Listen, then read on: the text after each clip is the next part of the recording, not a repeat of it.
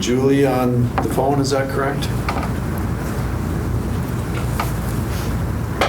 Yep, I'm here for that. This is Julie. Okay, so, all righty, so it's a little after 12:15, so we will, and we've got a quorum, so we'll go ahead and convene as the Board of Health. And just to confirm again, so maybe I'll do a little roll call for those on the phone. Deb, are you there? Yeah. Okay, can you hear us, Deb? That was real, we barely heard you. Yeah, I can hear you. Okay, so I think James just called us, and James, we're just doing a little bit of roll call for the phone call-ins. Deb is on the phone. James, are you here? James is here. Great. Julie, are you there? Julie is present. All right, so we've got a quorum. We've got James, Julie, and Deb on the phone, and we've got myself, Ross Miller, and Rob Stenger here in person. So with that quorum, we will convene as the Board of Health. So item number 1 is to set a public hearing for the September 2018 on the proposed rule change to the Missoula City County Health Code Regulation 1 to allow chemical toilets to serve as approved bathroom facilities for picnic shelters in public parks. And I believe... You'd like to switch it up? Yeah, Okay, Yeah. great. keeping you on your toes. There you go. All right. Don't have a slideshow, but I am going to bring up one slide for the folks on the phone, and it's just a slide that shows the proposed language change because it's very small. So, first of all, thank you to the board members here and on the phone for having this meeting. I know it's kind of up in the air, and we appreciate it. This is an important thing for us to talk about this summer because it's timely for both the health department and parks. But before I go into the proposed language change, I'll just give folks a little bit of background on the current language in the rule and why it's there, and then why we feel that this small specific change is appropriate. So in Regulation 1 of the Health Code, which is about wastewater treatment disposal systems, we have a requirement for an occupied structures that are regularly occupied to have a approved bathroom facility, permanent approved bathroom facility within 200 feet of that structure. Structure is very, very broadly defined. It's in the memo that you have here, and we found that actually helps us be more protective of public and environmental health. It's a very inclusive definition. And then, the purpose of that rule, of course, is to ensure that we have adequate and permanent bathroom facilities in places where people live, work, play, gather, so that the outdoor space around the structure doesn't become an outdoor bathroom, thus mitigating the potential for contact with human waste for people, animals, and pets. The definition of structure, being so broad, applies to picnic shelters in parks. We're fortunate enough in Missoula to have several fantastic park areas that many of which have kind of open-sided roof structures, generally concrete slabs and picnic tables below, and that certainly meets the definition of structure.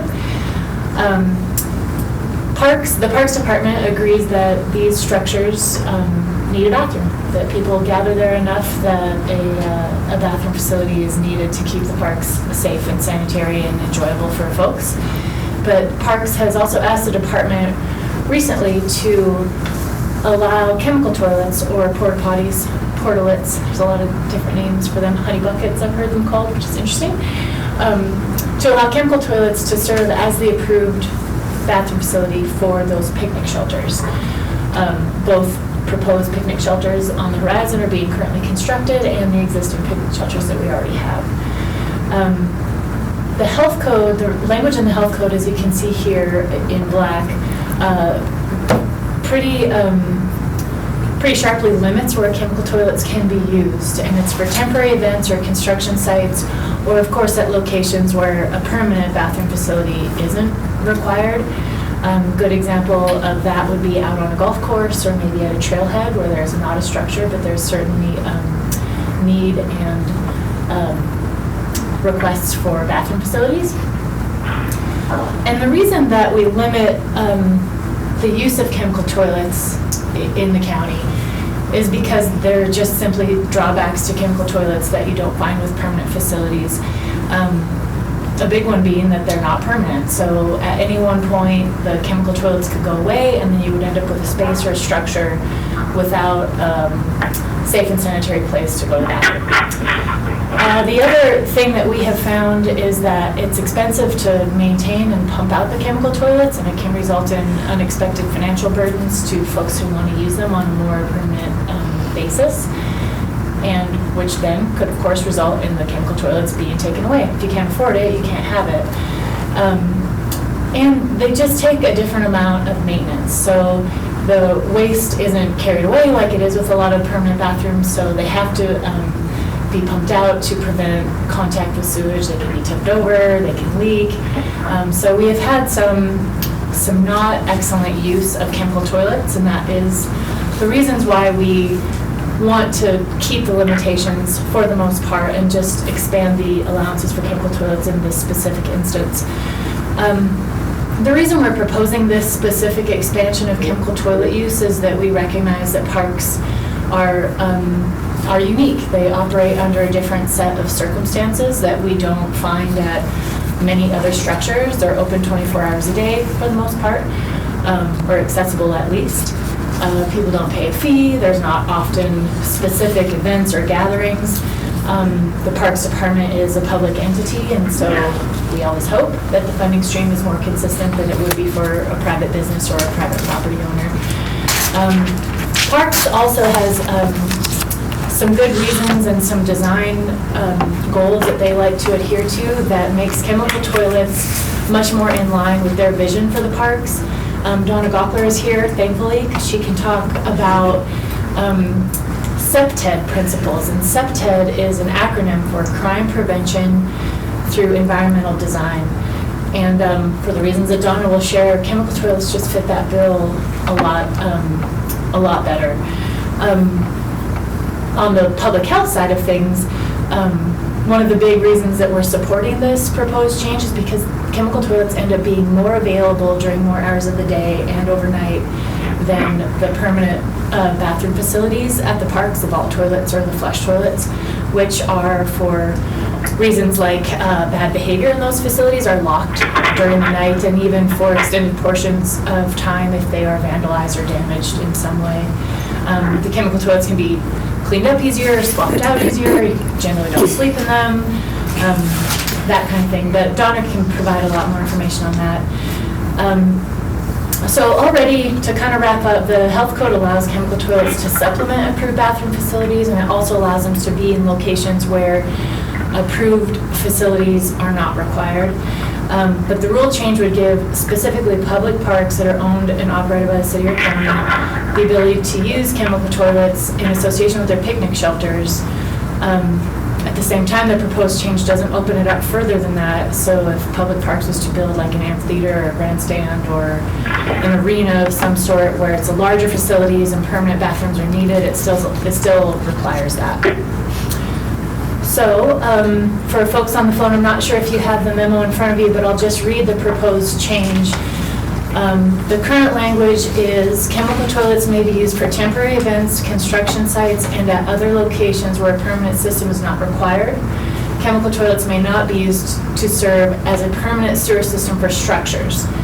And the language proposal is just to add a comma there instead of a period and extend the sentence to say, except chemical toilets may be used as the approved toilet facilities for picnic shelters in parks owned or operated by the city or county. So it's pretty simple, it's pretty basic, and if you have questions of me, I'm happy to answer. If you have questions specific to the parks side of things or the perspective of Parks and Rec, I'm sure Donna would be happy to provide some info. Sorry, I do have one question. It's not with any of the policy you presented. I don't know if it's the right time to ask that. Sure, I think that might have been Julie. For the folks on the phone, if you could state we're having a hard time hearing you very good, so if you could state your name and then speak as loudly as you can, please, that would be awesome. Sure. Well, I have a question that's not related to the policy that's been presented, but it's the surrounding issues. I don't know if this is the right time to present that. So this is Ellen, and I didn't fully hear what you said, but it might be a time to point out, and maybe this will help your question about timing, that this is asking you to set the hearing, and we're trying to provide enough information so that you and the public understand what the hearing is about. It's really not the hearing itself, and I don't know if that helps you with your timing of your question. Yeah, no worries. If the city were to engage in any other, and I'm specifically asking about mobile schools, is that something that we were going to move forward with and implement for other, like, housing or household populations? Would this cover that type of activity? No, it would. I think If I'm understanding your question and hearing it clearly, Julie, this is Ellen again. This would be only for the unique uses and circumstances that both city and county parks represent. It would not go beyond that. Where there's a picnic shelter. Thank you. Where there's a picnic shelter. So, of course, any member of the public, be it a family, a group of citizens, or another group, would get the benefit of that, but it would only occur at the city or county-owned or managed parks that have an open picnic shelter. And I mean, yeah, we would get to set the public hearing for this, right? So I mean, we should probably hear the public's feedback before we jump to these and do the proposal. Yes, that's the person, yeah. Yeah, agreed. So yeah, I think your comment, James, is just to the point that all we're doing at this meeting is setting a hearing date for a future time. We'll, of course, go through all the public notice requirements to ensure that people have access to the proposal before the hearing. And Shannon reminded me, I should have mentioned this earlier, that on Tuesday I spoke with the Water Quality Advisory Council, and they were unanimously supportive, as far as I can tell, and didn't have at this point any suggested changes to the language. So this is Julie. I'll make the motion to set the public hearing for September 20th.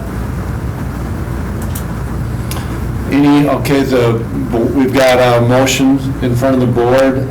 Any board or staff comments or discussion on the motion? Rob, this is Jenny. I have just one thing for consideration. Obviously, if I can bring it up at the hearing, and then I can make that second. But I just wonder about the description for this to be only in parks and available to your county. It occurred to me that you are done. I hate to butt in, Deb, but boy, we can barely hear you, actually, and we couldn't quite pick all that up, so I hate to have you asked to repeat it again, but... We'll check the equipment here. Yeah, we're and see doing a if we've little got equipment check. the volume as high as it can be. So this is Julie. I've turned the volume up on our new Polycom device, and if you can speak a little bit slower, I think that may help as well. Speak a little slower and speak a lot louder, so we can overcome our technology problem here.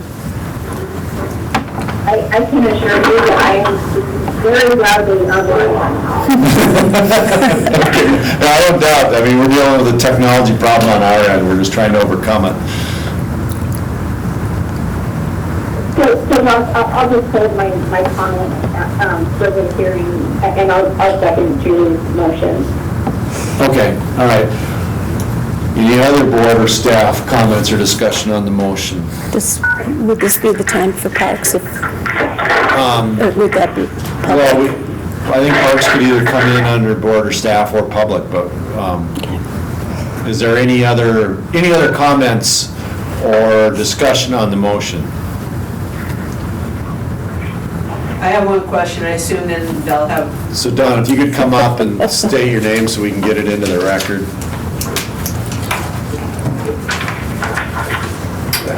Donna Garku, the Director of Parks and Recreation. I just wanted to clarify, at the hearing, we'll have an opportunity to do a presentation for the board. Okay, that's all I have. Okay, great, thanks. Any other public comments or discussion on the motion? All right, seeing none, all in favor, say aye. Aye.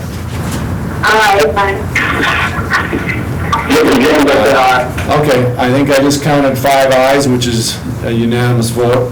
So the hearing is set for September 20th, 2018 on the proposed changes to Regulation 1.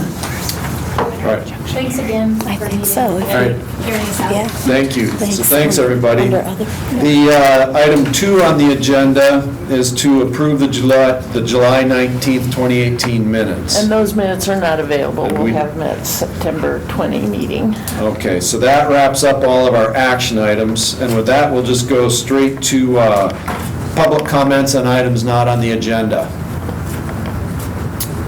Seeing none, we'll go to item 4, which is board and staff comments on items not on the agenda. Anna? Sorry to avoid the shortest meeting in history, but I do have a quick update for the board on a preliminary injunction hearing that occurred this week with regard to the Sealy Sewer District, in case you'd like to hear what happened. Yeah, I'll make it short. absolutely. Don Larson filed suit against Missoula County and the Sealy Lake Sewer District, alleging that there are many constitutional violations being done by the county and the sewer district with regard to studying the sewer district and the creation and funding of a sewer district. And he's represented by Colleen Dowdall from Warden Thane. They filed a motion for a preliminary injunction, and there was a preliminary injunction hearing this week. And essentially what they were asking for is a complete freeze on any funding or any operation by the county or by the sewer district that would further the creation of a sewer district in Sealy Lake. And it was before Judge Townsend. The sewer district is represented by John Beal, and the county is represented by John Hart. There was only an hour and a half for the hearing. The first and only witness presented was Don Larson. After he completed his direct examination, John Beal asked to have the injunction motion dismissed because he didn't meet the standard. And Colleen Dowdall had also subpoenaed Gene Curtis and subpoenaed Greg Robertson, but it was the position of the sewer district, which the county joined, that the standard had not been met and no one else but Mr. Larson could prove some of the needed elements of an injunction, in particular irreparable harm. John Beal filed a motion with regard to standing and other issues that would result in dismissal of the preliminary injunction hearing. Judge Townsend took that under advice, gave Colleen an opportunity to respond to the motion by next week, and will then either deny the preliminary injunction, essentially dismiss the motion for it, or we'll set a new hearing to have witnesses continue. So I just wanted to let you guys know that Jim Irving was prepared to testify on behalf of the health department, but that testimony wasn't necessary. And along similar lines, this is Ross, along similar lines, I'd like to report on the, this morning there was a pretrial settlement conference on the Board of the, let's see, is it the county or the Board of Health that's, the Board of Health that's suing the Fool's Inn Club, which is all doing business under the Calumet, I don't know, I can't remember if it's Calumet LLC or Calumet. LLC. Yeah, Calumet LLC. So anyways, that settlement conference, that pretrial settlement conference took place this morning, and there was no settlement. So the case proceeds, and what we're doing now is awaiting for Judge Halligan's order on the most recent motion for summary judgment. So that's where that case stands right now. That any other board or staff comments on items not on the agenda? I wondered if we could get a quick update on any action items that the health department is taking in regards to the lovely air quality we have right now. I didn't bring Sarah in to give more specifics. There's been an awful lot of media coverage and, of course, the daily updates. We are everything's relative, of course, so we're holding around moderate air in our particular airshed, so it's not ideal, but certainly much better than last year. We do have a cache of between the health department purchases, some that were done by grant, some by some of our own emergency funding, and Climate Smart, whom we're working with. We do have a cache of HEPA air filters, somewhere at about 140, I believe, of those. And letters and other forms of communication have gone out to some of the older age homes to provide them with information on how to have a cleaner indoor air environment, and letters are going out or have gone out to daycares. Overall, we've also worked with the schools to prepare them. I don't believe we deployed, I've been gone for several days, but I don't believe we've deployed. Did we deploy some of our cash? To daycares. So to two daycares or two daycares? To daycares. So some of our cash has gone to daycares, again, keeping in mind that we're focusing on the most vulnerable, so the youngest children, and that often includes those in public settings or in private settings that don't have the margin where they could afford that type of filter. So that's where we're at right now, and a lot of fingers crossed on it getting any worse. We will have Sarah back before the board when we know there'll be a full board meeting, because there has been work according to a timeline that's taken place between this past year between Climate Smart and the health department. We wish to bring the full draft of that work to the board. In the meantime, they put some of that work aside to actually get into some notices and deployment, so. Great, I knew that there was a plan in place. I'm glad you articulated that. Julie, the only other comment I have for you, Ellen, is as we're working through budget at the city, no cuts have been suggested or made to any of the requests by the health department, so fingers crossed, I think everything is safe. Yes, I did go to the beginning of the mayor's presentation yesterday and picked up the documents that do show the requests that we made are funded in whole in the administrative budget. It now, of course, is up to council action, as you know. Well, and council made no changes to those by the end of the session. Great. Okay. We're good. Thank you. Thank you. Any other board or staff comments on items not on the agenda?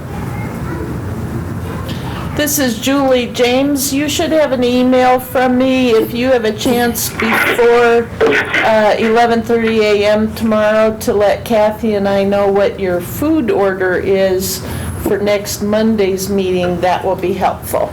So that's the strategic planning I summit. just have to hit send on my email to respond. Okay. Thank you. I was doing it right before the call. I recommend the Doc Holiday.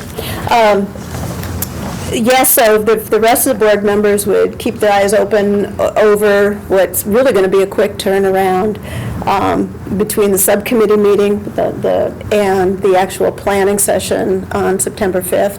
We'll be sending documents that you are familiar with out, just some links so you can glean those, but also the end of the 3-year plan progress report is going out this afternoon for you to take a look at. That's it. All right.